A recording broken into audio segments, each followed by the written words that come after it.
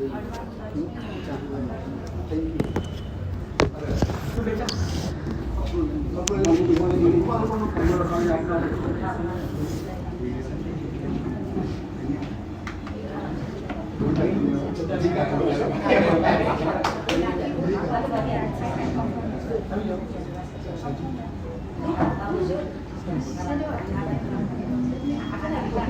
ભાગતા આવ્યો.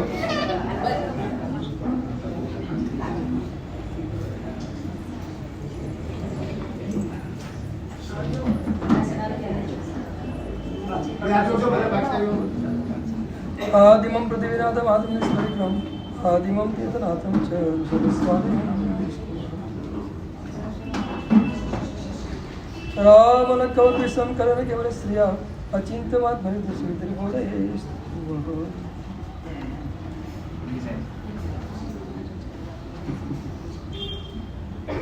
दिठो सुविधि जिनंद समाधि रसे भरे हो लाल भाष्यो आत्म स्वरूप अनादिनो विसरे हो लाल सकल विभाव उपाधि थकी मन ओसरे हो लाल सत्ता साधन मार्ग भणी संचर्यो हो लाल.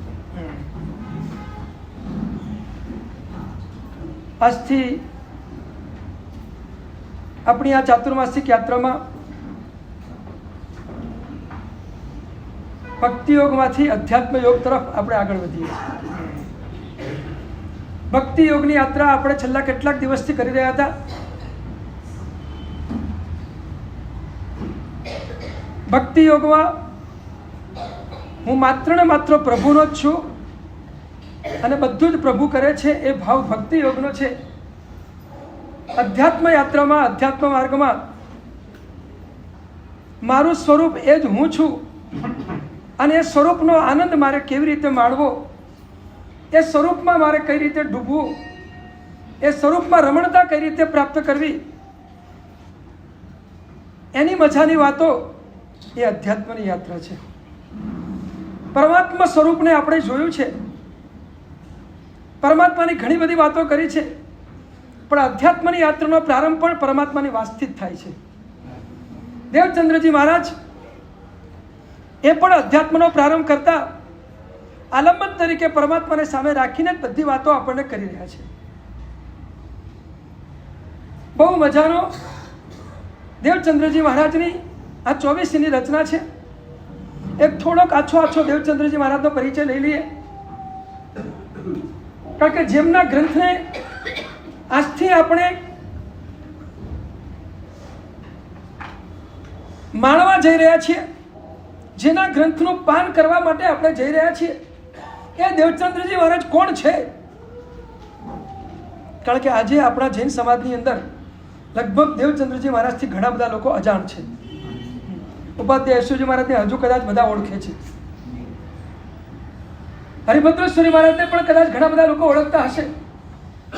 કલિકાલ સર્વજ્ઞ હેમચંદ્ર સુરેશ્વરજી મહારાજ સાહેબની ઓળખાણ પણ કદાચ ઘણા બધા લોકો પાસે હશે, કારણ કે પ્રવચનોના માધ્યમમાં આ બધા મહાત્માના નામો અવારનવાર ઘૂંટાતા હોય.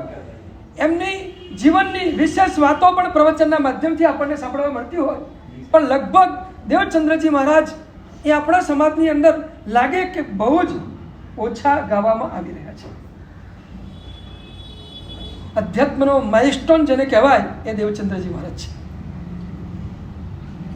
અધ્યાત્મની ઊંડામાં ઊંડી વાતો માત્ર ને માત્ર ગુજરાતી ભાષામાં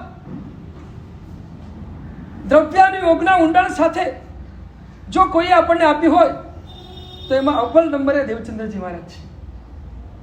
બહુ મોખરે છે એમનું સ્થાન. એ દેવચંદ્રજી મહારાજ એમનો એક સામાન્ય પરિચય આપણે કરી લઈએ. રાજસ્થાનમાં બિકાનેર ગામ બહુ જિનાલયો છે. બિકાનેર ગામમાં આપણી વસ્તી પણ બહુ છે. લગભગ હું માનું ત્યાં સુધી 3000 ઘર સ્થાનકવાસીના હશે અને 1500 જેટલા ઘર આપણા દેરાવાસીઓના હશે. આટલું મોટું બિકાનેર ગામ છે. અને બિકાનેરની બાજુમાં એક ચંગ નામનું ગામ છે. બહુ નાનું ગામ ચંગ છે.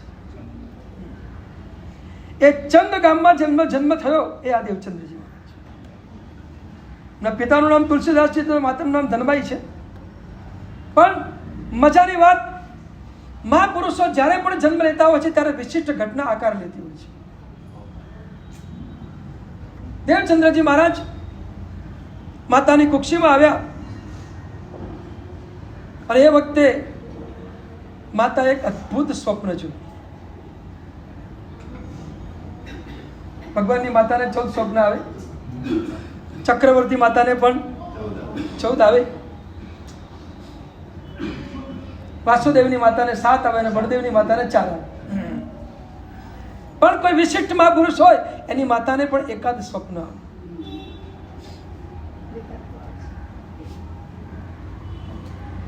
એક મજાના સ્વપ્નથી સૂચિત દેવચંદ્રજી મહારાજનું માતાની કુક્ષીમાં અવતરણ થયું. મજાનું સ્વપ્ન. 14 સ્વપ્નમાં પહેલું સ્વપ્ન કયું? ગજબ. પહેલો હાથી છે. 20 સ્વપ્ન બીજા સ્વપ્નમાં આવે. પહેલા હાથી. બસ એ ઐરાવણ હાથી દેવચંદ્રજી મહારાજની માતાએ સ્વપ્નમાં જોયું છે. પરમાત્માના 14 સ્વપ્ન પૈકીનું પહેલું સ્વપ્ન. અને પહેલું સ્વપ્ન એ તુલસીબાઈએ જોયું, ધનબાઈએ જોયું. આનંદ થઈ ગયા, ઉઠી ગયા અને પરમાત્માની ભક્તિમાં લાગી ગયા. કારણ કે સામાન્ય રીતે નિયમ છે કે સ્વપ્ન સારું હોય તો ઉઠી જવાનું, પછી પરમાત્માની ભક્તિ કરીને પછી ઊંઘવાનું નહીં. તમને તો બધી ખબર જ હોય આ બધી.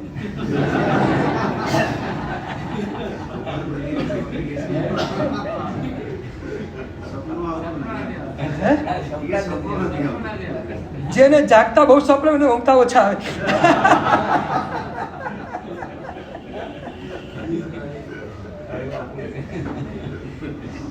તમારી પાસે જાગતા બહુ સ્વપ્નો છે ને ઊંઘવામાં શકતા આવતા જ નથી.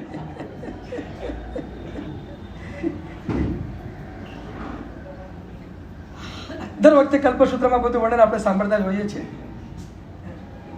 પણ આજે એટલી વાત ચોક્કસ કહી દઈશ, તમને કોઈ પણ સારું સ્વપ્ન આવે ને તો અમને તો કહેવા આવજો કમસે કમ. તો અમને ખબર પડે કે ભાવિમાં તમારે ત્યાં કયું પાત્ર આવવાનું છે. તો બહુ સરસ. અમે તો ઈચ્છીએ છીએ આવું. એ ન રોકા તો કઈ નહીં, પણ જે આવે ને તો મોકલી દેજો.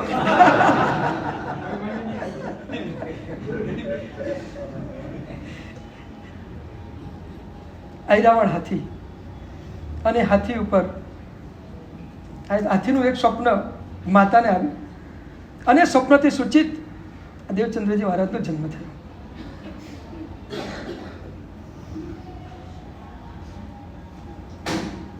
માતા અને પિતાએ મનમાં એક ક્રોધ સેવેલા કે આ દીકરો જન્મે, જો દીકરો જન્મે તો આપણે એને ગુરુ મહારાજને વરાવી દઈશું. કેવું પુણ્ય લઈને મહાપુરુષો આવે છે કે એમના પુણ્ય પ્રમાણે માતા પિતાને પણ એ જ ભાવના અને વિચારો ઉત્પન્ન થાય છે.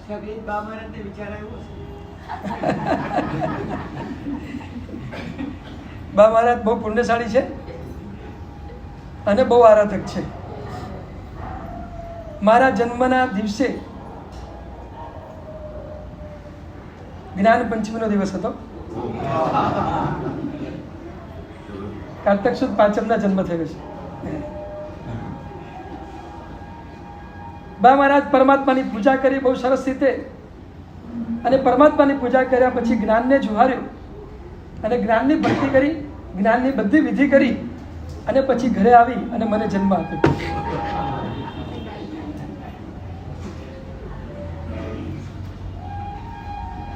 એમનો આ બધો પુણ્ય પ્રભાવ છે, મારું કાંઈ નથી. એમની આરાધના સાધનાનો એક અંશ એમને મને ગર્ભમાં જ આપી દીધો.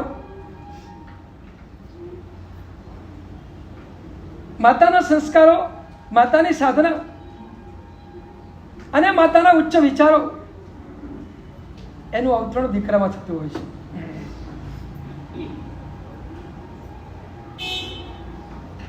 હું ઘણીવાર આજે પણ કોઈ ગર્ભવતી બહેન આશીર્વાદને વાસક્ષેપ લેવા માટે આવે, જાહેરમાં કહી દઉં બધું એટલા માટે, ત્યારે હું ખાસ પ્રેરણા કરું છું કે તમારી કુક્ષીમાં આવેલું પાત્ર, એ પાત્રને એનર્જીથી ભરપૂર બનાવો. એ પાત્રને સુસંસ્કારોથી અત્યારથી વાસિત કરો અને એ વાતચીત કરવા માટે અને એનર્જીથી ભરપૂર બનાવવા માટે 2 કામ કરજો. હું ગર્ભવતી બહેનને કહું છું કે પહેલા દિવસથી માંડીને તમે નવકાર મહામંત્રની આરાધના શરૂ કરજો.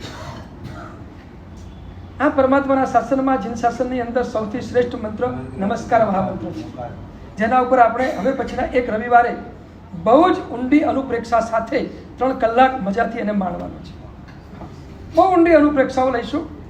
ઉપન્યાસ ભદ્રંકર વિજય મહારાજની, શશિકાંતભાઈની અને એ સિવાય બીજી કંઈ સ્ફુરિત થયેલી એવી જે કંઈ નવકાર મહામંત્ર પ્રત્યેની મારા મનની અંદર આદરભાવ સાથેની જે કંઈ અનુપ્રેક્ષાઓ છે એ અનુપ્રેક્ષાઓ 3 કલાક સુધી તમારી સામે મૂકેલી છે.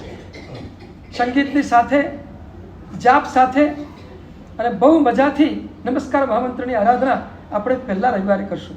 જોકે આ રવિવારે તો બસ સીધી તબલું બેસવું છે એટલે કદાચ પ્રવચન વગેરે થવાની શક્યતા નથી.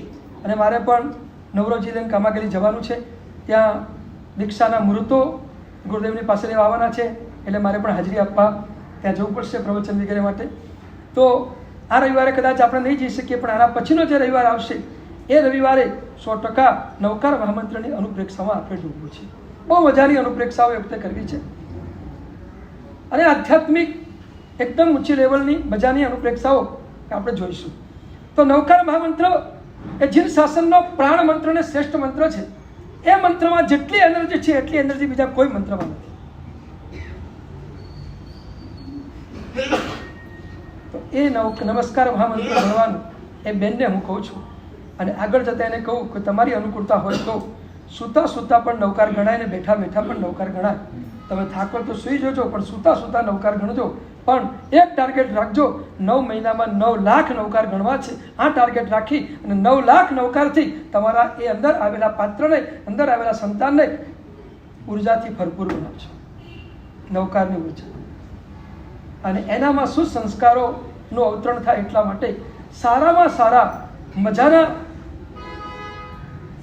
ધર્મચિંતનથી, આત્મચિંતનથી અને પ્રેરણાત્મક ચિંતનથી ભરપૂર એવા પુસ્તકોનું તમે વાંચન કરજો. 2 જ કામ કરવાના. સારા સારા પુસ્તકોનું વાંચન કરજો અને નમસ્કાર મહામંત્રની જાપની સાધના કરી અને તમારા સંતાનને તમે એવું મજાનું બનાવો કે જીન શાસનનો એ વારસદાર બની જાય. ધનભાઈએ કેવા મજાના એ સંસ્કારોથી પોતાના અંદર આવેલા પાત્રને સુવાસિત કર્યું. કેવી ભાવના. દીકરો જન્મે તો ગુરુ મહારાજને. આમ પણ એક વાત તમને કહું, તમારું જેટલું છે ને એટલું બધું જીન શાસનનું જ છે, તમારું તો કંઈ છે જ નહીં. કારણ કે કોની કૃપાથી મળ્યું? પ્રભુની કૃપાથી મળ્યું. એટલે તમારું તો કંઈ છે જ નહીં. જે છે બધું જીન શાસનનું છે. એટલે કમસે કમ એક કામ કરો, તમારી પાસે જેટલું છે એનું 50 તો 50% તો અમને આપજો. હવે તો મુશ્કેલી કેવી થઈ શકું તમને ખરેખર. હા, હવે 50%ની વાત કરીએ ને તો અમને કાંઈ ન મળે ને એવી હાલત છે.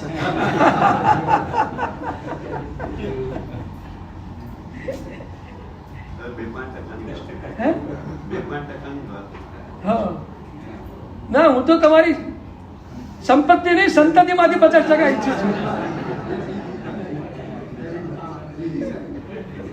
મારે તો આમાં 50% ભાગ જોઈએ છે. સંપત્તિ તમારે જે વાપર્યું વાપરજો. પણ હવે શું થયું છે, એક જ હોય એટલે 2 ન હોય એટલે 50%માં લેવું શું તકલીફ એ થાય. તમે લોકો એટલા બધા નીચે ઉતર્યા છો, એટલા બધા નીચે ઉતર્યા છો કે જેની કોઈ વાત કરવા જેવી નથી. તમને એ પણ ખ્યાલ નથી આવતો કે જૈનની વસ્તી કેટલી ઘટી રહી છે. આપણે કેટલી અલ્પ સંખ્યામાં થઈ ગયા છીએ. આવતીકાલે આ જ રેશિયો જો ચાલુ રહેશે તો મને લાગે છે કે જૈન ધર્મની વસ્તી ખલાસ થઈ જશે. ક્યાં છીએ આપણે? કેટલું ગંભીર ચિંતન આ વિષયમાં કરવા જેવું છે. તમે જો ઊંડેથી આ વિષયમાં કોઈ ચિંતન નહીં કરો તો આવતીકાલે આ જૈન શાસનની અલ્પતામાં તમે પણ નિમિત્ત બની જશો અને એક મહાન દોષના ભાગીદાર તમે બધા બની જશો. અને એટલે જ કહું છું, બહુ જ ગંભીરતાપૂર્વક આ વસ્તુનો વિચાર કરજો. અમને તો કે અમે સદભાગ્યશાળી કે ભાઈ એક પરિવારમાં 8 જણા હતા. 2 ભાઈ 4 બેન. આજે તો આ ચિત્ર જોવા પણ ન મળે. ક્યાં આજે આ ચિત્ર જોવા મળે ભાઈ? એક જ માતા પિતાના નેજા હેઠળ 2 ભાઈઓ અને 4 બહેનો હોય એવું કંઈક એવું એકાદ તો દૃષ્ટાંત લાવજો મારી પાસે. અને એક જ દિવસે બધા હા, દીક્ષા લીધી બરાબર છે, આવું છે તમારે ત્યાં? પૂછું છું, આટલું છે જ ક્યાં? આટલી સંતતિ જ ક્યાં છે તમારે ત્યાં? તમે તો 1 અને 2 માં બધું સીમિત. ક્યાં કેટલું બધું આપણે નીચે ઉતરી ગયા છીએ જેની કોઈ વાત કરવા જેવી નથી. માત્ર સ્વાર્થ સિવાય જીન શાસનનો આપણને કોઈ વિચાર આવતો નથી. શાસનનું શું થશે આવો કોઈ વિચાર જ નથી. ખરેખર એક વેદના છે. આજે તો નહીં, ક્યારેક ક્યારેક શિબિરોના માધ્યમથી આપણા પદાર્થો આપણે દઈશું. આજે તો હવે અધ્યાત્મની યાત્રા ઉપર જવું છે ને, એટલે આ બધી વસ્તુને એક બાજુ મૂકું છું. અને દીકરાનો જન્મ થયો 1746ની એ સાલ ચંગ ગામમાં એમનો જન્મ થયો. અને થોડાક જ સમયમાં દીકરો મોટો થયો અને રાજ સાગરજી મહારાજ એ સમયના જે એક ઉપાધ્યાય હતા એમને પોતાના દીકરાને વરાવી દીધો. બહુ નાની ઉંમરમાં 8 કે 9 વર્ષની ઉંમરે દીકરાને વરાવી દીધો.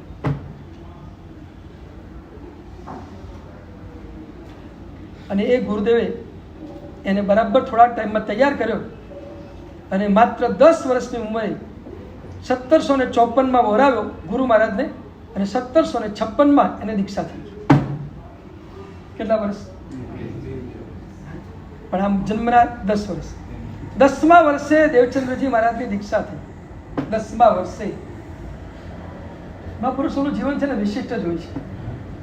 અને મોટે ભાગે આ જીન શાસનમાં જોયું છે કે જે નાની ઉંમરમાં દીક્ષા લે છે ને એ આગળ જતા શાસનના બહુ મોટા મહાન પદ ઉપર વિરાજમાન થાય છે. આજે તમને કહું, મોટા ભાગે તમે જુઓ તો લાગે આપણને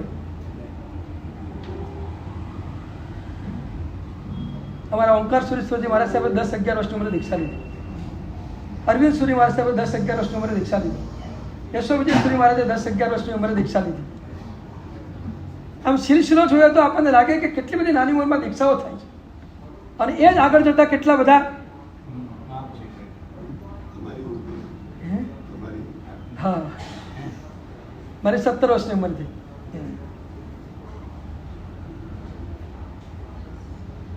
10 વર્ષની ઉંમરે દેવચંદ્રજી મહારાજની દીક્ષા થઈ. એ વખતે એમનું નામ તો રાજવિમલ રાખ્યું, પણ એ ઓળખાયા દેવચંદ્રજી તરીકે. અને એમના ગુરુનું નામ હતું દીપચંદ્રજી વાચક. દીપચંદ્રજી એમના ગુરુનું નામ. બહુ નાની ઉંમરમાં રાજ વિમલ સાગરજી મહારાજે આ દીકરાને અને આ નૂતન દીક્ષિતને પારખી લીધેલો અને એટલે એમને ખબર હતી કે આની ઊંચાઈ કેટલી છે. અને ઊંચાઈને ધ્યાનમાં રાખીને એને સરસ્વતી મંત્ર આપ્યો અને એની પાસે સરસ્વતીની સાધના કરાવી. બેલાડા ગામના રમ્યવેણા નદીના તટ ઉપર ઉપાશ્રેનું ભોંયરું અને ભોંયરામાં આ દેવચંદ્રજી મહારાજને સાધના કરવા માટે બેસાડી દીધા. બહુ નાની ઉંમર, પણ નાની હતી. સાધના આજ્ઞા ભાવથી ઘૂંટીને આવ્યા હશે ને એવી ઘૂંટીને આવ્યા કે એકદમ નાની ઉંમરમાં આ સરસ્વતી મંત્રની સાધના કરતા કરતા મંત્ર સિદ્ધ થયો. મા સરસ્વતી પ્રગટ થયા અને આશીર્વાદ આપી દીધા. કાર્યની સફળતા, આ પૂર્વભૂમિની સાધના, આ પૂર્વભૂમિની પુણ્ય. નાની ઉંમરમાં દીક્ષા જે થાય ને એમાં જન્માંતરીય ભાવધારા જ કામ કરે છે, જન્માંતરીય વૈરાગ્ય જ કામ કરે છે. કારણ કે આ ઉંમરમાં તો એટલી બધી કદાચ સમજ ન પણ હોઈ શકે, પણ એક જન્માંતરીય વૈરાગ્ય એમની પાસે એવો હોય અને એ પૂર્વભાવથી ચાલ્યો આવતો હોય એટલે આ જન્મની અંદર બહુ નાની ઉંમરમાં એમના બધું પ્રાપ્ત થઈ જાય. તમે અત્યારે ઘૂંટશો તો નાની ઉંમરમાં આવતા ભાવ મળી જશે, ચિંતા નહીં કરતા. પણ અત્યારે ઘૂંટશો, તમે જેટલો વૈરાગ્યને ઘૂંટશો એટલો આવતા ભાવમાં તમને જલ્દીમાં જલ્દી આ પ્રભુના શાસનનું ચારિત્ર જીવન પ્રાપ્ત થઈ જશે. પણ જેને પણ સંયમ જીવન પ્રાપ્ત કરવું છે એ આ ભાવમાં ઘૂંટે. કદાચ આ ભાવમાં પણ મળી જાય ને આ ભાવમાં કદાચ ન મળે તો આવતા ભાવે તો વજ્ર સ્વામીજીને કેટલી નાની ઉંમરે 3 વર્ષની ઉંમરે સંયમ જીવનની પ્રાપ્તિ થઈ. અચ્છેરું આપણા ઘણા કાળમાં ગણાય કે 3 વર્ષની ઉંમરે માત્ર વજ્ર સ્વામીને સંયમ જીવનની પ્રાપ્તિ થઈ, કારણ ગયા ભાવમાં ઘૂંટીને આવ્યા. તમે ઘૂંટશો તો બધું મળશે. 1756 એમની દીક્ષા થઈ. દીક્ષા થયા પછી એમને સરસ મજાની આ સાધના કરી. સરસ્વતી પ્રસન્ન થયા અને આ દેવચંદ્રજી મહારાજે પછી જે કંઈ આપણને આપ્યું એમાંની એક દેવચંદ્ર કીર્ત 24 ઘણું બધું આપ્યું છે, ઘણા બધા ગ્રંથો આપ્યા છે, પણ દેવચંદ્ર કીર્ત 24 એ બહુ અદ્ભુત છે.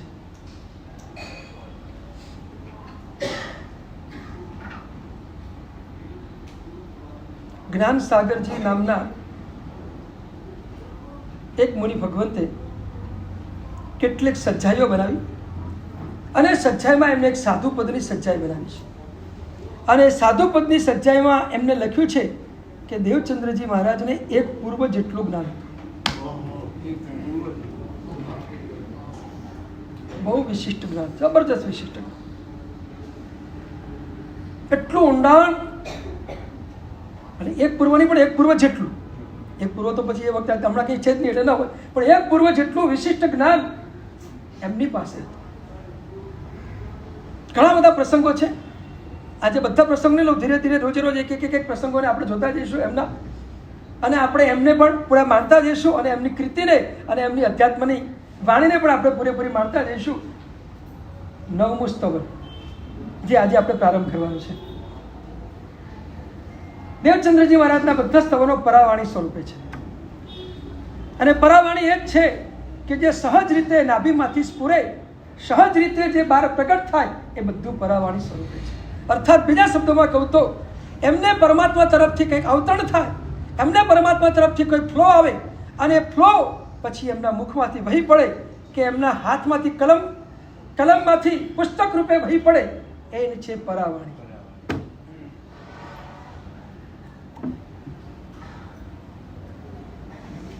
એક સાધિકા બેન, વિદેશની બનેલી ઘટના છે.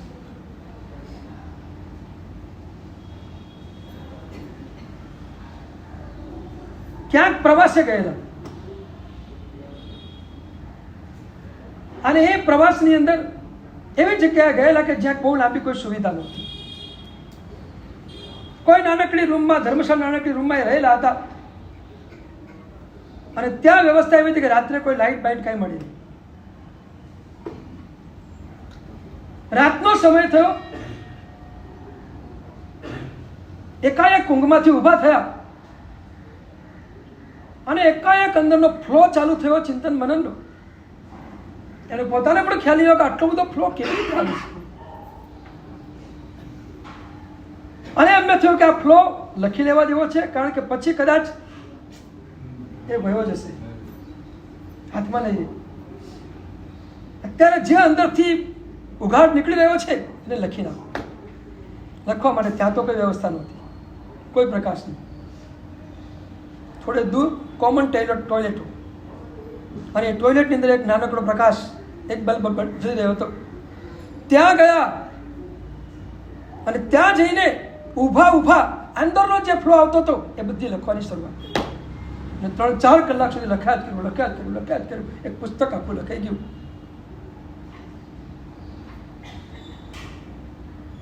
ઉઘાડો દ્વાર અંતરના. પુસ્તકનું નામ છે ઉઘાડો દ્વાર અંતરના. અંદરના દ્વાર ખોલો. આવું મસ્ત મજાનું એક પુસ્તક જેમને અવતરણ થયું, જેમને ફ્લોર ઉપરથી આવ્યું અને એમના હાથે લખાઈ ગયું, એ આ પુસ્તક. દેવચંદ્રજી મહારાજને પણ આ બધા સ્તવનો જ્યારે ઉપરથી ફ્લો સ્વરૂપે આવતા હોય એ રીતે આવતા ગયા. એમને કદાચ નહીં લખ્યા હોય, બાજુવાળા કોકે લખી નાખ્યા છે.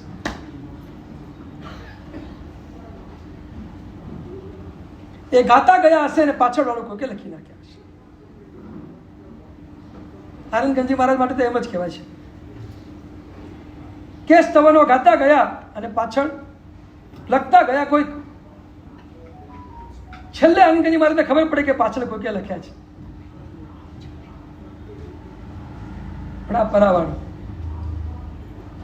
ઉપરથી ઉતરતી હોય, ફ્લો સ્વરૂપે આવતી હોય, અને એ એટલી બધી અદ્ભુત હોય કે એ વયા જ કરે. પણ એક વસ્તુ યાદ રાખજો, અંદરની શુદ્ધિ વિના આવા ફ્લો આવતા નથી. નિર્મળ પરિણતિ વિના આવા ફ્લો ક્યારે પણ આવતા નથી. દેવચંદ્રજી મહારાજ પાસે કેટલી નિર્મળ પરિણતિ હશે ત્યારે આવા ફ્લો અંદરથી શરૂ થયા હશે. અને એ ફ્લોમાં આવેલું બહુ મજાનું સ્તવન, દીઠો સુવિધિ જીણન સમાધિ રસે ભર્યું ગુલાલ.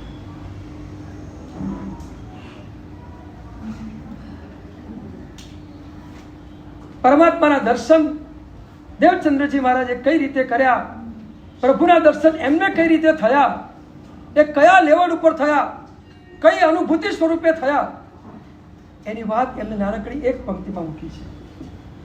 દીઠો સુવિધિ જીણન સમાધિ રસે ભર્યું ગુલાલ. થોડાક આપણે આપણી કક્ષાની વાત કરી લઈએ. એમની કક્ષા તો બહુ ઊંચી હતી. આ પંક્તિમાં દેવચંદ્રજી મહારાજ આપણને એક વાત સમજાવે છે કે પરમાત્માના દર્શન કઈ રીતે કરવા જોઈએ. નથી લાગતું કે એકડે એકથી એમને ઘોટાવાની શરૂઆત કરી છે. રોજ પ્રભુના દર્શન કરવાવાળા આપણે, રોજ પરમાત્માની પૂજા કરવાવાળા આપણે, પણ દેવચંદ્રજી મહારાજ અહીં આપણને ઈશારો કરે છે કે પ્રભુના દર્શન તું કઈ રીતે કરી રહ્યો છે.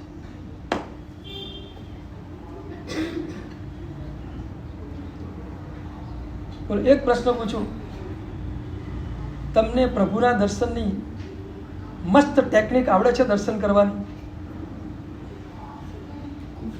મારે ખોલવું છે તમારી સામે કે વાસ્તવિક દર્શન એ શું છે, કયા સ્તરના આપણે દર્શન કરવાના છે પરમાત્માના. એની અદ્ભુત વાત આ સ્તવનના માધ્યમથી પહેલી પંક્તિમાં જ છે. બીજી પંક્તિમાં તો સીધો આત્મા ઉપર ઢાળ વયો જશે. પહેલી પંક્તિ પ્રભુના દર્શનની એક કક્ષા.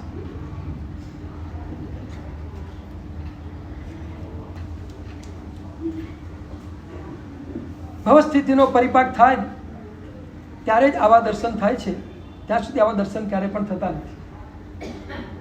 આપણી પણ કોઈક પ્રકારની થોડી ઘડી પણ નિર્મળ પરિણતિ અંદરથી ઉચકાશે ત્યારે આ સ્વરૂપે પરમાત્માના દર્શન થશે. એના વિના થશે નહીં. પણ એ કેવા દર્શન છે એની આ વાત છે. દર્શન કર્યા પ્રભુના, દીઠો સુવિધિ જીણન. પરમાત્માને જોયા, સુવિધિરાજ પરમાત્માને જોયા, નિહાળ્યા. ખરેખર તો કહું, નિહાળ્યા અને જોયા એ બધા શબ્દો વામણા છે. દેવચંદ્રજી મહારાજની કક્ષામાં જો આ શબ્દને મૂકવો તો એમ જ કહેવાય, પ્રભુને જોયા અને પ્રભુને અનુભવ્યા.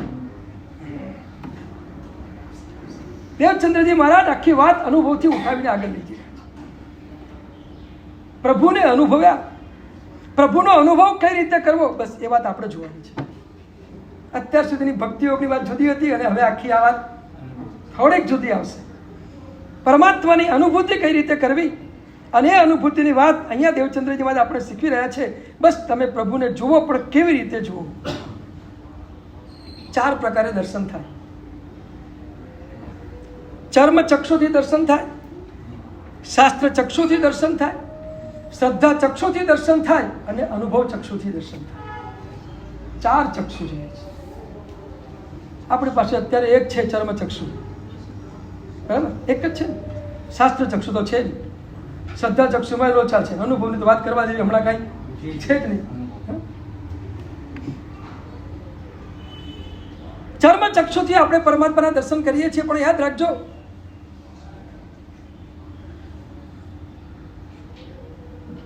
આનંદગંજી મહારાજે સરસ પંક્તિ મૂકી છે અજીતા ભગવાનના સ્તવનમાં. ચરમ નયન કરી માર્ગ જોવતા ભૂલ્યો સહેલ સંસાર, જેણે નયણે કરી માર્ગ જોઈએ નયન તે દિવ્ય વિચાર.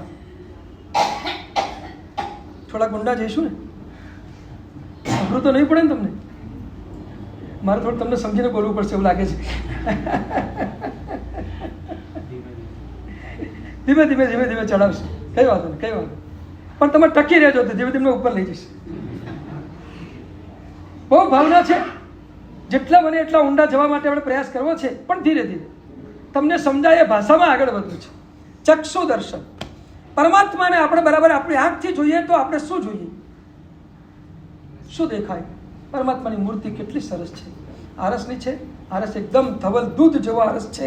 આકાર પરમાત્માનો બહુ સરસ છે, કેટલો બધો અદ્ભુત છે, આપણને મોહી પડીએ એટલો અદ્ભુત પરમાત્માનું આ મૂર્તિનું રૂપ છે. એ સ્વરૂપે આપણે જોઈએ કેટલી ઊંચાઈ છે, કેટલું એનું સરસ મજાનું સંસ્થાન છે. આ બધું આપણે ચર્મચક્ષુથી જોઈએ છીએ. ચર્મચક્ષુથી તો આટલું જ જોવાશે, એથી વધારે કેટલું જોવાશે? કેટલું જોવાશે? આમ દર્શન કરવા જાવ ત્યારે ભગવાનને ભલે બહારથી તો બરાબર જોવો છો કે નહીં એમ પૂછું છું. હા, એક માણસ છે ને પાલીતાણા દર્શન કરીને આવ્યો, સવારે ગયો ને સાંજે તો પાછો આવી ગયો, મુંબઈથી જ ગયો ના ઘાટકોપરનો નહીં ભાઈ, ઘાટકોપરનું શું કરા બદનામ કરું, મારે રહેવાનું 4 મહિના અહીંયા પાછું.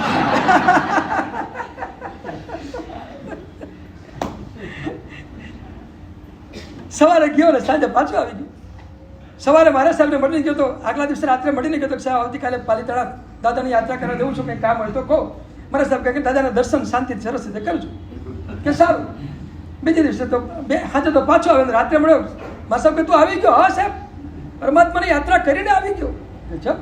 પણ એટલી વારમાં તો કે એમાં શું, અહીંથી ફ્લાઇટમાં સીધો ભાવનગર કાર તૈયાર, બેસી ગયો કારમાં ને સીધું તળેટી ડોળી તૈયાર, ડોળીમાં સીધો ઉપર.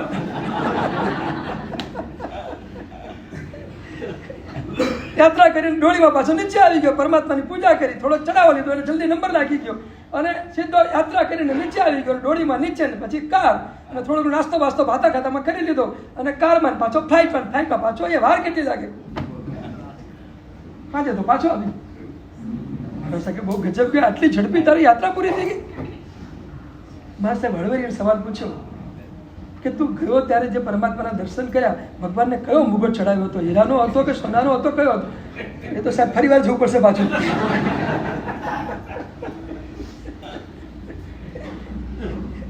આપણા દર્શન કેવા છે એની એક ભૂમિકા છે.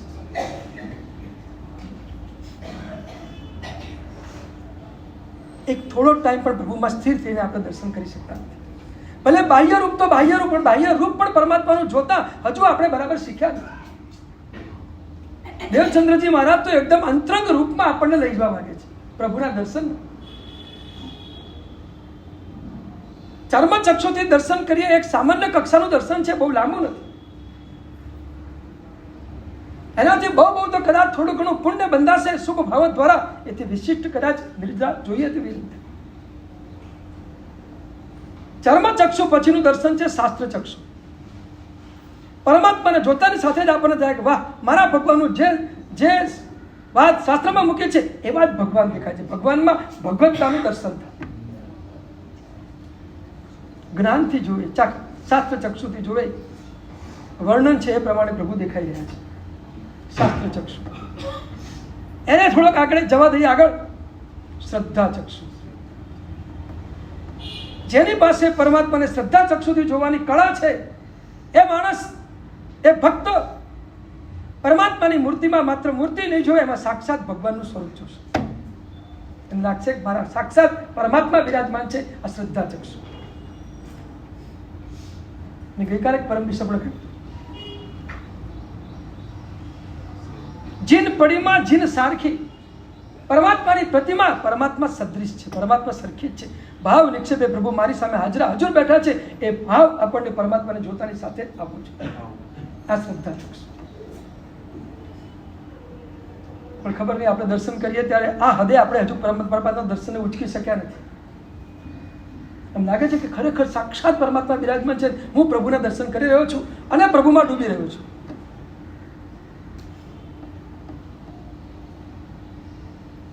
મને એવું લાગે છે કે ચર્મચક્ષુથી કદાચ આપણે આગળ ગયા નથી ગયા. આપણું દર્શનનું લેવલ કેટલું બધું નીચે છે, કેટલું બધું નીચે છે. આ દર્શનના લેવલને થોડુંક ઉચકવું છે અને ઉચકવા માટે જ પ્રારંભમાં થોડીક દર્શનની વાતો કરી અને પછી અધ્યાત્મની વાતો અને આત્મસ્પર્શિક વાતો કરીશું. કારણ કે પહેલી પંક્તિ એ દર્શન માટેની પંક્તિ જ છે. દીઠો સુવિધિ જીવન સમાધિ રહેશે ભરેવરદાર. મારે પ્રભુનું દર્શન કઈ રીતે કરવું એ દેવચંદ્રજી મહારાજ આ પંક્તિ દ્વારા આપણને શીખવે છે.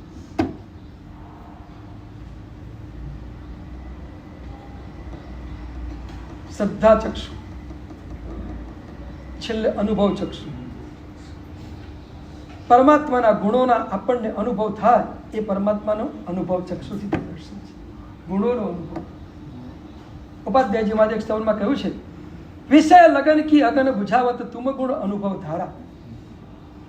વિષય લગન કી અગન બુઝાવત તુમ ગુણ અનુભવ ધારા. પરમાત્મા અનાદિકાળની આ વિષયોની આગ અને એને બુઝાવવાનું જો કોઈ કામ કરી શકતું હોય તો પ્રભુ તારા ગુણોની અનુભૂતિ અને અનુભવની ધારા આ વિષયોની આગને શાંત કરી દેશે. વિષય લગન કી અગન બુઝાવત તુમ ગુણ અનુભવ ધારા. પરમાત્મા તમારા ગુણોની અનુભવ ધારા, તમારા ગુણોના અનુભવ ચક્ષુ થયેલા દર્શન એ મારા વિષયોની અનાદિકાળની આગને અને રાગને શાંત કરી નાખશે.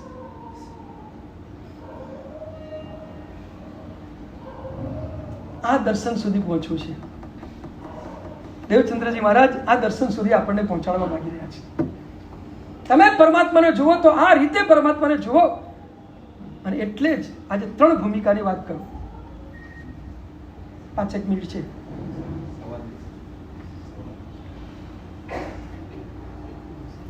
પરમાત્મામાં આ ઊંડાણ દર્શનનું લાવવા માટે પરમાત્માના ગુણોનું દર્શન પહેલા કરતા છે. હવે અભ્યંતર દર્શનની વાત શરૂ કરી છે. બહારના રૂપ સ્વરૂપના પરમાત્માના દર્શન ઘણા કર્યા. હવે પરમાત્માના અભ્યંતર ગુણોનું દર્શન કરતા છે.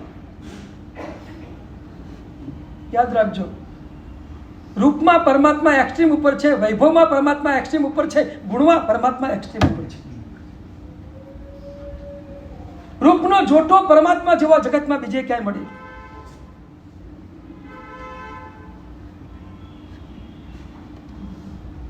कोटि देव मिलकर न कर सके एक अंगूठ रूप प्रतिछंद, ऐसो अद्भुत रूप तिहारो वरसत मानो अमृत को बूंद. મજાની પંક્તિ છે. કરોડો દેવતાઓ ભેગા થઈને પણ પરમાત્માના એક અંગૂઠા જેટલું રૂપ પણ બનાવી શકે નહીં, એટલું અદ્ભુત રૂપ ત્રણ લોકના નાથ પરમાત્માનું છે.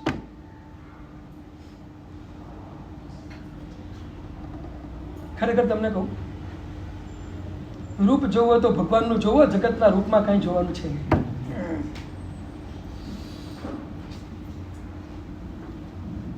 જે રૂપ ઘડીમાં પલટાઈ જવાનું છે, આજે દેખા રૂપ આવતીકાલે રોગમાં ટ્રાન્સફર થઈ જવાનું છે,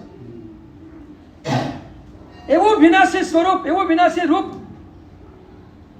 એના આકર્ષણને છોડો. રૂપ જોવો તો પરમાત્માનું જોવો, જે અવિનાશી સ્વરૂપ છે. અને એ પરમાત્માના રૂપનું જો એક વખત આપણને આકર્ષણ લાગી ગયું, એનું જો ઘેરું લાગ્યું કે એના સંબોધનમાં જો આપણે આવી ગયા, તો 100% કહું, આ જગતના રૂપ જોવાની ઈચ્છા ખતમ થઈ જશે.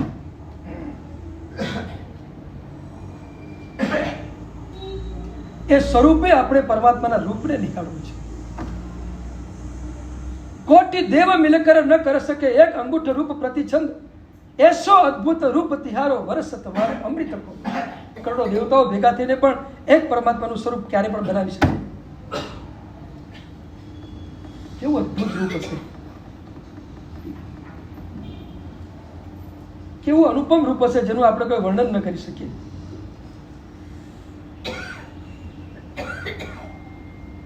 આ રૂપને જોઈને તો ગૌતમ સ્વામી અંજાઈ ગયા હતા. અનાદિકાળના મિથ્યાત્વથી ગ્રસિત, અને એ આ ગૌતમ સ્વામી મહારાજ એ કાળે તો એ મિથ્યાત્વથી ગ્રસિત, આગળ પાછળ કદાચ ક્યાંક પ્રાપ્ત કર્યું છે. એ કાળે એ ગૌતમ સ્વામી મહારાજ કેવા મિથ્યાત્વ કરશે, કેવા અહંકારથી ભરેલા. ફુગ્ગો એમનો અહંકારથી ભરેલો હતો, અને એ અહંકારથી ભરેલા ગૌતમ સ્વામી જતા હતા. વાદી તરીકે પરમાત્માને જોઈને, એક વાદી આવ્યો છે ને મારે એને જીતવો છે ને, એ માટે ગૌતમ સ્વામી નીકળ્યા હતા પોતાના શિષ્ય પરિવાર સાથે. અને શિષ્ય પરિવાર બિરુદાવલી બોલાવતા હતા, અમારા ગુરુ કેવા, અમારા ગુરુ કેવા. અને ઇન્દ્રભૂતિ ગૌતમનો અહંકાર અંદરથી વધુ ને વધુ પૂછ થતો હતો ને ઉછળતો હતો. પણ જેવા પરમાત્માને જોયા અને ફુગ્ગામાં એક ટાંકણી લાગી. સમજ્યા? ફુગ્ગામાં ટાંકણી લાગે એટલે શું થાય? હોશ, બધી હવા નીકળી ગઈ. 1 મિનિટમાં હવા નીકળી ગઈ બધી. જેવા પરમાત્માને જોયા ને ગૌતમ વિચાર કરે છે, અરે આ કોણ? પતી ગયું. શું અદ્ભુત રૂપ છે! આટલે દૂર છે પણ કેટલા ઝઘડા મારે છે આ રૂપ. કોણ છે આ? બ્રહ્મા, વિષ્ણુ, મહેશ અથવા એને એની જ ઓળખ હતી, બીજા કોઈ ઓળખ પણ નહોતી. કોણ છે, કોણ છે? ચિંતન કરતા કરતા કરતા કરતા ગૌતમ સ્વામી ક્યાં પહોંચ્યા. આ બ્રહ્માય નથી, વિષ્ણુ નથી, મહેશ નથી, ચંદ્ર નથી, સૂર્ય નથી, કોણ છે આ? મેરુ નથી, કોણ છે આ? એ ચિંતન કરતા કરતા એમને એકાએક અંદરથી સ્ફૂર્ણા થઈ. મેં સાંભળ્યું છે કે જૈન ધર્મના 24માં તીર્થંકર થવાના બાકી છે, એ જ નહીં હોય અને બધી હવા નીકળી. આ પરમાત્માનું દર્શન. એક વાત તમને જરૂર કહીશ. કોઈ મને પૂછે કે ગૌતમ સ્વામી કેવી રીતે પામ્યા, હું ધડાક એને કહ્યું દૂરથી પરમાત્માના દર્શન કરીને ગૌતમ સ્વામીની પામવાની શરૂઆત થઈ. ત્યાંથી શરૂઆત થઈ ગૌતમ સ્વામી, ત્યાંથી જ વળાંક આવ્યો બધો. પોતાના અહમ ઉપર ઘા પહેલો ત્યાં જ પડ્યો, અને આપણા અહમ ઉપર જે પહેલો ઘા પડે ત્યાંથી આપણી અધ્યાત્મ યાત્રાની શરૂઆત.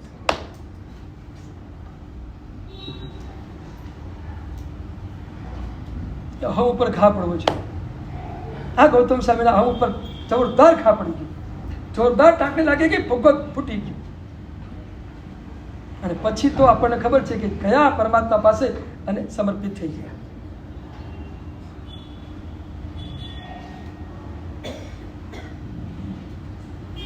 એકમાત્ર બહારથી દર્શન કરીને ગૌતમ સ્વામી આકર્ષાઈને આટલે સુધી પહોંચી જાય. આપણે પરમાત્માની નજીક જઈએ અને પરમાત્માના ગુણનું દર્શન કરીએ તો આપણે ક્યાં પહોંચી જઈએ? એ પરમાત્માના ગુણોનું દર્શન કરવું છે. પહેલી ભૂમિકા છે ગુણ દર્શનની. પ્રભુનું દર્શન ગુણ સ્વરૂપે કરવું.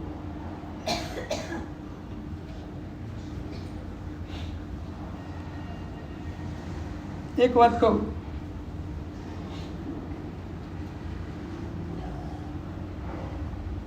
બહુ લાંબા કદાચ ગુણો યાદ ના આવે એવું બની શકે. આપણો અભ્યાસ નથી, આપણે એટલું ભણ્યા નથી અને પરમાત્માના સ્વરૂપમાં ઊંડા ઉતર્યા નથી. આમ તો રોજ આપણે સક્રસ્તનો દર મહિને એકવાર પાઠ થાય છે, પૂનમના દિવસે અહીંયા આપણા સંઘમાં, બરાબર? દર પૂનમ એ સક્રસ્તમાં 273 વિશેષણોથી પરમાત્માની ભક્તિ કરાય છે. તમે જુઓ તો ખરા, એક એક વિશેષણો એક એક પરમાત્માનું સ્વરૂપ બતાવે છે. બીજા લાંબા કદાચ વિશેષણો યાદ ન રહે તો એમાંથી 73માંથી 273માંથી કમસે કમ 25 તો યાદ કરી લો. જે 25 શબ્દો દ્વારા, સક્રસ્તવના શબ્દો દ્વારા પરમાત્માના દર્શન કરીએ ત્યારે પ્રભુમાં એ સ્વરૂપ જોવાનો આપણે પૂરેપૂરો પુરુષાર્થ કરીએ અને એ રીતે પ્રભુના દર્શન કરીએ. કમસે કમ એટલું તો નક્કી કરી લો, સક્રસ્તવ તમારું ફળી જાય, 100% ફળી જાય. શબ્દો બહુ ભારે એટલે એના હિસાબે પહેલી વાર ધંધો બહુ ભારે પડતો હોય છે.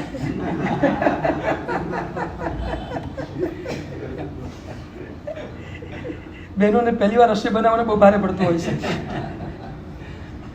એ તો છે, કોઈ પણ વસ્તુ પહેલી વાર તો ભારે પડવાની જ છે. તમે જે પસંદ કરો અથવા તો તમે પસંદ ન કરી શકો તો ગુરુ ભગવાન પાસે જાઓ અને ગુરુ ભગવાનને કહો, ગુરુદેવ આમાંથી 25 વિશેષણો પરમાત્માને એવા આપો કે જે જોતા જોતા હું પ્રભુમાં ડૂબી શકું. પ્રયોગ તો થાય બધા. કેટલો ઈઝી પ્રયોગ છે. પ્રભુમાં જેને ડૂબવું છે એના માટે બધા સરળ રસ્તા છે. તમે જાઓ ગુરુ ભગવાન પાસે જઈને કહો, ગુરુદેવ 25 એવા વિશેષણો મને મારા માટે બતાવો, મને છૂટ થાય અને હું એને અર્થથી યાદ કરું, થોડું અર્થનું ચિંતન કરી લઉં, આપણી પાસે ભણી લઉં અને પછી ભગવાન પાસે જાઉં અને 25 વિશેષણો બોલી અને પ્રભુમાં ડૂબું. બોલો હવે કેટલું શરૂ થઈ જાય? તો પ્રયોગ કરો. સક્રસ્તવ તો ખરેખર અદ્ભુત છે અને પરમાત્માના વિશેષણો અદ્ભુત છે. સાચું કહું ને, સક્રસ્તવ ઉપર જો પ્રવચન રાખીએ તો 4 મહિના જોઈએ.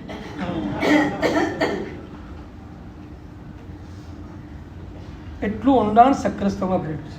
બીજા 4 મહિના રોકાય. ક્રિયાથી તો અહીંયા કરીએ જ છે. ક્રિયાથી કરે છે એટલે મારે તો ત્યાં બેવ જગ્યાએ. હા, ચોક્કસ બધી જગ્યાએ. બસ હવે તમે ઊંડા ઉતરો. જે સક્રસ્તવ બોલો છો એ સક્રસ્તવના એક જે ઉપરના પદો છે એ પદોનું શું ઊંડાણ છે, એ પદોમાં કેટલું ડેપ્થ છે, એ પદોનો શું ભાવાર્થ અને રહસ્ય છે, એને કોક ગુરુ ભગવાનની પાસે ખોલવાનો પ્રયત્ન કરો. અમારા ધોરંદર વિજય મહારાજ સાહેબ છે, આજે પણ છે.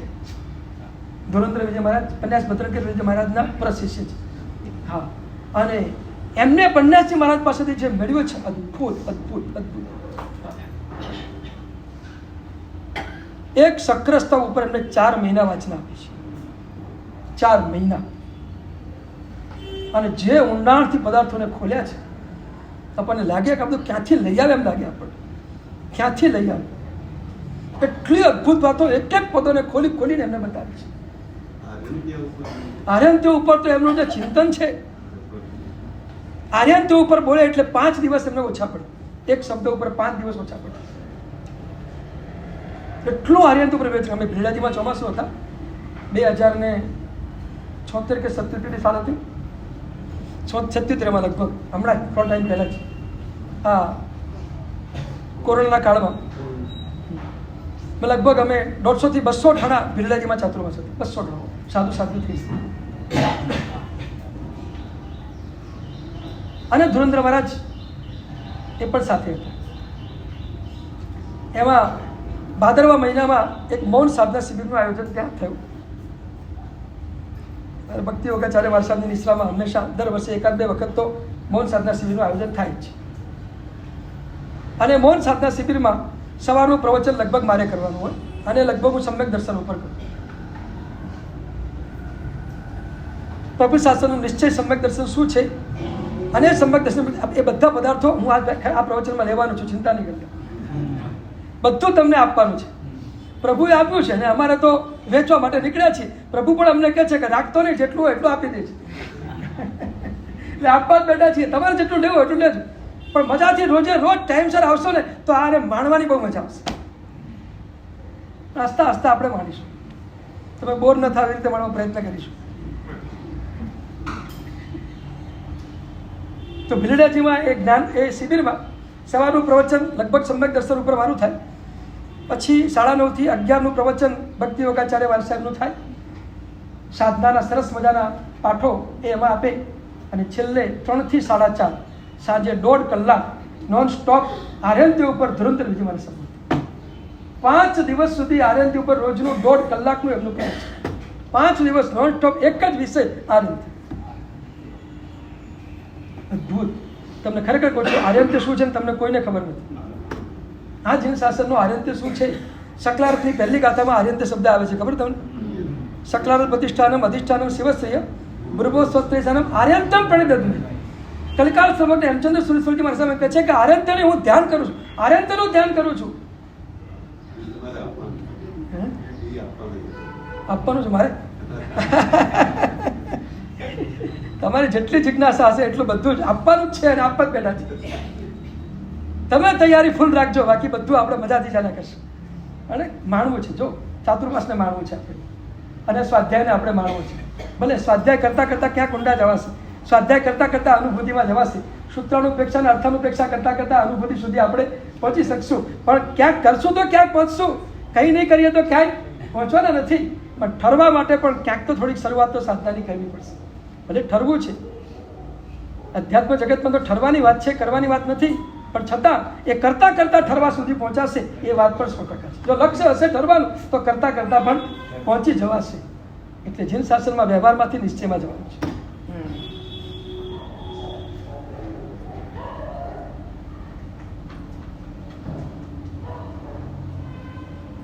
એ પરમાત્માના દર્શન કરવાની એક કળા સક્રસ્તવના માધ્યમથી શીખે. અને કદાચ સક્રસ્તવ ન આવડે તો જવાબ એક બદલો. તમે રોજ જે સૂત્ર બોલો છો ને નમુદ થોડું, બસ એ નમુદ થોડામાં આવતા પરમાત્માના જે વિશેષણો છે એ વિશેષણો સ્વરૂપે પરમાત્માને જોવાનો પૂરેપૂરો પ્રયત્ન. અર્હંતાણમ ભગવંતાણમ આઈગણમ સ્વયં સંબુદ્ધાણમ. એક પદો જુઓ, શું મજા આવી છે. માં પરમાત્માનું સ્વરૂપ તમને નજર સામે દેખાય. આ ગુણ દર્શન. તો પહેલી વાત આજે એટલી જ કરું છું, પરમાત્માનું દર્શન કેવી રીતે કરવું એ આપણને દેવચંદ્રજી મહારાજ શીખવી રહ્યા છે. પહેલું ગુણ દર્શન. જો 3 વાત કરવાની છે: ગુણ દર્શન, ગુણ અનુસંધાન અને ગુણ લીનતા. 3 પદાર્થો આજે તમને આપવાના છે. એક કરીને આપણે ખોલતા જઈશું. ગુણ દર્શન, ગુણાનુસંધાન અને ગુણ લીનતા. લીનતા ગુણમાં લીન બની જાય.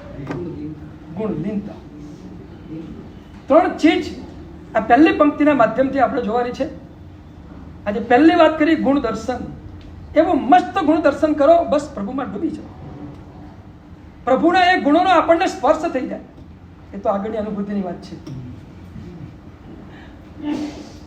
પણ કમસે કમ ગુણ દર્શન કરતા તો શીખી જાઓ.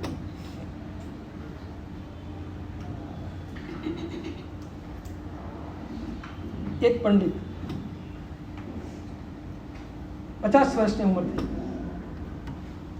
હતો, પંડિત, પણ 50 વર્ષ સુધી ક્યારે પ્રભુના દર્શન કરવા ગયો છે. આના માતા પિતાએ ઘણું કહ્યું કે બેટા એકવાર તો જા, પ્રભુના દર્શન તો કર. અને ગયો તે 50 વર્ષ સુધી ન ગયો. આજે એની 50મી સાલગીરા, અને માતા પિતાએ આગ્રહ કર્યો કે બેટા આજે 50મું વર્ષ તારું બેસે છે, આજ તો પ્રભુના દર્શન કરવા તારે જવું જ પડશે. બહુ આગ્રહ કર્યો, સારું જવું. જન્મદિવસ હતો અને પરમાત્માના દર્શન કરવા ગયો. અને એના પછી જે સમય પસાર થયો, લગભગ 3 કલાક પસાર થઈ ગયા, અને ઘરે પાછો જ ના. હવે ચિંતા માતા પિતાને થઈ, આ ગયો ક્યાં, દર્શન કરવા ગયો કે આઘાત લાગ્યો એટલે બીજે ક્યાંક ચાલ્યો કે, આ તો શંકા તો ઘણી બધી પડે આવે. એટલે માતા પિતાને શંકા પડી, ચાલો ગયો ક્યાં છોકરો? એ ગયા દેરાસ મંદિરે ગયા. મંદિરે જઈને જોયું તો આરામથી ત્યાં ભગવાનમાં સ્થિર થઈને પેલા પંડિત બેઠા. અને હવે માતા પિતા એને ઢંઢોળીને કહે છે ચાલ ઘરે. પેલા મોકલવા પ્રયત્ન કર્યો, હવે ઘરે લઈ જવા પ્રયત્ન કરે, ચાલ ઘરે હવે તું. અને દીકરો કહે છે બસ માતા પિતા, આપનો પરમ ઉપકાર, આપે મને દર્શન કરવા મોકલ્યો, અને આ પ્રભુને જોતા જ આજે હું સંમત થઈ ગયો છું, ડૂબી ગયો છું. હવે તો પ્રભુનો જે માર્ગ છે એ જ મારો માર્ગ, હવે હું ઘરે નહીં આવું. એક વખતના દર્શન, આ પ્રભુના સ્વરૂપ દર્શન, ડૂબી ગયું, પ્રભુનો બની ગયું, નીકળી ગયો ઘરેથી બહાર. બસ હવે સંસાર નહીં, પૂરો સંસાર. જે પ્રભુના દર્શન, પ્રભુનું દર્શન આજે મને અંદરથી થઈ ગયું, અને મને લાગ્યું પ્રભુનો જે માર્ગ છે એ જ માર્ગ આનંદનો માર્ગ છે, એ જ માર્ગ અધ્યાત્મનો માર્ગ છે. હવે મારે ત્યાંથી નીકળી જવું છે, અને ઘરેથી નીકળી ગયો. એક વારના દર્શન પણ આટલું કામ આપી શકે, પણ એ સ્વરૂપે થાય તો આટલો જ પ્રશ્ન છે. આવા મસ્ત મજાના પરમાત્માના દર્શન કઈ રીતે કરવા, તમારી ભૂમિકાને થોડીક ઉચ્ચકવાનો પ્રયત્ન કરીશ. પરમાત્માનું દર્શન કઈ રીતે કરવું, કયા ગુણને જોવા, કેવી રીતે જોવા, કોને કોને જોયા, એની મસ્ત મજાની વાતો આપણે હવે આ સ્તવનના માધ્યમથી કરીશું. દીઠો સુવિધિ જીનન સમાધિ રસે ભર્યો લાલ. અને સમાધિ રસ શું છે એની તો બહુ અદ્ભુત વાત આપણે હવે પછીના પ્રવચનની અંદર આગળ ઉપર કરીશું. કાલે કેટલા વાગે? હા, સિદ્ધિ તપ. આજે ઉત્તર પાડો. આનંદ છે. હજુ સવાર સુધી પાસનું વિતરણ ચાલુ છે. હજી લોકો આવે સાહેબ પાસ આપો ને, પાસ આપો ને, પાસ આપો ને. તમને ખરેખર છું, તમે રહી જશો બધા. મને ચિંતા તમારી થાય છે, તમે રહી જશો. એના કરતા એક કામ કરો, આજે ઉત્તર પાડનું કરી દો, કાલ સવારે એક અપસમાં ચૂકાવી. ચિંતા ન કરશો. આ દેવચંદ્રજી મહારાજની યાત્રા જઈશું ને ત્યારે બધું ભાન ભૂલી જવાશે, અને પછી જે અંદરથી આનંદનો ફ્લો આવશે ને, ખૂબ મજાનો ફ્લો આવશે. અને સિદ્ધિ તપનો પણ એક આનંદ આવા સરસ મજાના સ્વાધ્યાયથી આપણે માણવાનો છે. અને જેટલો સ્વાધ્યાય ઊંડા ઉતરશું એટલો સિદ્ધિ તપ તમારું સાવ ઈજી સરળ થઈ જશે. કારણ કે ચિંતન જ આ ચાલશે. શરીરનું ચિંતન જ નહીં હોય પછી સિદ્ધિ તપ તો આસાનથી થવાનો, આરામથી થઈ જશે. જરાય ચિંતા ન કરતા. આજનો દિવસ તમારા માટે છે. એક પ્રેરણા ખાસ કરું છું, અહીંયા જેટલા બેઠા છો એટલા તમારી અનુકૂળતા હોય તો 100% ઉત્તરપાણું કરજો. કદાચ ઉત્તરપાણામાં તમને શરમ આવે ને ન કરો તો આવતીકાલે સવારે પથખાણ લેવા તો આવી જજો. એક ઉપવાસનું પથખાણ લેવા આવી જજો. આગળ પ્રભુને જે મંજૂર હશે તે પ્રભુ કરાવશે. શ્રદ્ધા રાખીને આવજો. અને બીજી વાત, અહીંયા તો આટલા જ છો, બહાર ઘણા બધા છે. એટલે અમારા એજન્ટ બની અને તમે લોકો એક એક વ્યક્તિ જો એક એક તપસ્વી લાવે ને તો અમારી બધી જોડી છલકાઈ જાય એમ છે. આજે એટલું હોમવર્ક કરજો અમારા વતી.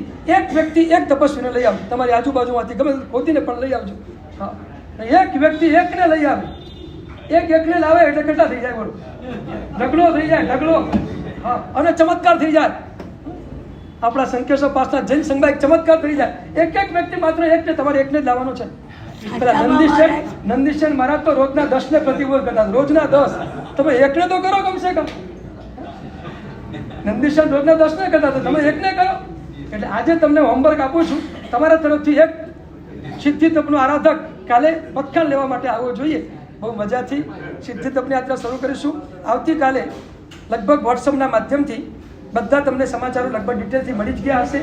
ન હોય તો જોઈ લેજો અને 5 થી 5:15 વચ્ચે બધા અહીં આવી જશો તો આપણે નાણાં સમક્ષ પરમાત્માની સમક્ષ ક્રિયા વગેરે કરીશું, મંગલ ક્રિયા કરીશું અને એક પરમાત્માની પાસેથી પ્રાર્થના કરીને બળ મેળવીશું અને એ બળ છે સિદ્ધિ તપના એન્ડ સુધી આપણને બળ કામ લાગશે. તો પ્રાર્થના કરીને પરમાત્માની સૂક્ષ્મ ઉર્જાને આપણે કાલે પ્રાપ્ત કરીશું અને એ રીતે પચખાણનો જે સમય છે 5:47નો એ 5:47 એક્ઝેક્ટ તમને પચખાણ આપવામાં આવશે, જેથી તમારી આ તપશ્ચર્યા સિદ્ધિ તપની બહુ જ આરામથી ઈજી અને સરળતાપૂર્વક અને સુખસાતાપૂર્વક પરિપૂર્ણ થાય. પૂજાના કપડાની જરૂર નથી, ચાલશે. ચોખ્ખા કપડાં પહેરીને આવજો, ચાલશે. બરાબર, આટલું પાસ ન લીધો હોય તો પણ તમે જોડાઈ શકો છો, એટલે ચિંતા કરતા નહીં. જેને પણ જોડાવું એ બધા જ આવતીકાલે સવારે વહેલા એક વખત પ્રયોગ કરજો, એક ઉપવાસનો. જુઓ પ્રભુ તમને કેવી રીતે પહોંચાડે છે. એક ઉપવાસ કરવા માટે પણ કાલે બધા આવી જજો.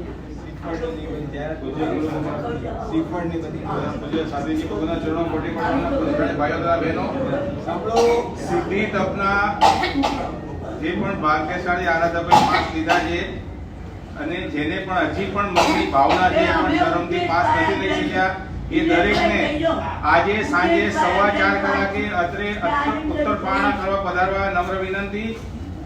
થાળી પાણી બધી વ્યવસ્થા અહીંયા છે. તમે પાણી વાપરતા હોય તો ઘરેથી લાવજો. સાદું પાણી અહીંયાથી મળી રહેશે. આજનો દિવસ સાદું પાણી પણ વપરાશે. માટે 4:15 વાગે થાળી વગેરે અહીંયા વ્યવસ્થા સરસ કરવાની. આ વખતે રાજાશાહી રીતે આપણે કરાવવાની ભાવના છે. તમે આવશો ત્યારે જોશો ત્યારે ખ્યાલ આવશે. પાસ લઈને આવવાનું ભૂલતા નહીં, કારણ કે આજે તમે જ્યારે અત્તર પારણું કરશો એટલે તરત જ તમને પહેલા બિયાખણાનો પાસ આપવામાં આવશે. એ રીતે દરેક બિયાખણામાં સાંજના પાસ બદલાતો રહેશે. પહેલામાં સાંજે આવશો ત્યારે બીજા બિયાખણાનો આવશે, બીજા બિયાખણામાં ત્રીજાનો આવશે. એ રીતે રોજે રોજનો પાસ તમારે બદલાતો રહેશે, એટલે પાસ લાવવાનું ખાસ ભૂલતા નહીં. આવતીકાલે સવારે 5:15 સુધીમાં દરેક આરાધકો એમને નાણ સમક્ષ ક્રિયા કરવાની છે. એ વહેલું પ્રતિક્રમણ પતાવી અને 5:15 સુધીમાં પધારજો. પછી પ્રતિક્રમણ કરશો તો પણ ચાલશે, એટલે વહેલા ન ઉઠી શકે, ચિંતા નહીં કરતા. બધા વિકલ્પો છે. અક્ષતની વ્યવસ્થા સંઘ તરફથી કરવામાં આવી છે. બાકીનું તમારે કટાશનું, રૂપાનાણું અને વગેરે લાવવાનું રહેશે. એ તમને મેસેજ દ્વારા આજે આવી જશે. કીર્તિભાઈ મેસેજ કરી દેશે. માટે સવારે બરાબર 5:15 સુધીમાં આવી જજો. 5:30 પહેલા ક્રિયા શરૂ થઈ જશે અને બરાબર 5:47 પૂજ્ય આચાર્ય ભગવાન દરેક તપસ્વીઓને સામૂહિક એક ઉપવાસનું પચખાણ પહેલા આપશે. એટલે પહેલો ઉપવાસ જેને પણ કરવાની ભાવના હોય, આજે અત્તર પારણું ન કરવું હોય તો પણ સવારે વહેલા પધારજો અને કાલે ઉપવાસ કરો તો પહેલા બિયાખણાનો પાસ અમારી પાસેથી મેળવી લેજો. હવે એક નવી વાત, એક ખાસ વાત કહી દઉં. તપસ્વીઓ માટે ખાસ સૂચના. ઘણા બધા તપસ્વીઓની એવી ફરિયાદો હોય છે કે અમને ઉપવાસમાં ઉલટી વગેરે થાય છે, પિત્ત ચડે છે અને ઉલટી થાય છે. એનો ઉપાય તમને આજે સાંજે કરી દેવામાં આવશે. એક ટેબ્લેટ તમને એવી આપીશું કે જે ટેબ્લેટથી આવતીકાલે તમારો ઉપવાસ પિત્ત વગર શાંતિથી પસાર થઈ જાય એવી એક એસિડિટીની એક ગોળી તમને આજે ઉત્તર પારણામાં જ આપી દઈશું. અને જેનાથી તમારો ઉપવાસ બહુ શોર્ટેજ થાય અને કદાચ થઈ જાય તો પણ તમને ઉપવાસમાં પણ સમસમ વગેરે ગોળીઓ એવી રીતે આપીશું. બીજી એક દવા છે એવી રીતે આપીશું કે તમારું પિત્ત શાંત થઈ જાય અને તમારો ઉપવાસ સારામાં સારી રીતે પસાર થઈ જાય. આ ટ્રીટમેન્ટ તમને આપવા માટે હું જાતે નીચે આવીશ. થઈ જશે, આરામથી થઈ જશે. તપસ્વીઓની તો સેવા કરવી જ જોઈએ. એ ઋષભની શોભાથી કહું મારા 65 વર્ષના દીક્ષા પર્યાય નિમિત્તે હમણાં હું વાંચવાની છું. ઉપદેશ વાળા ગ્રંથ અમે વાંચીએ. હું આવી હતી વહેલી અહીંયા ગ્રંથ. વિશેષ જાહેરાતો આવતીકાલે વ્યાખ્યાન હોય સવારથી. હા, આવતીકાલ 9 વાગે વ્યાખ્યાન આપણું છે. 9 થી 10 નું વ્યાખ્યાન પણ રહેશે. એ વખતે થોડી શિક્ષા જે આપવાની છે આપી દઈશું. હા, અને સવારની ક્રિયા પણ થશે અને સવારે 9 થી 10 નું વ્યાખ્યાન પણ કન્ટિન્યુટી રહેશે. इच्छामि भवान् प्रमोदि जामि जय निसियाय जय प्रदानि इच्छामि भवान् प्रमोदि जामि जय निसियाय जय प्रदानि इच्छा सुराय तप शरीर हिरावाद दुख संयम जाता निरोध होती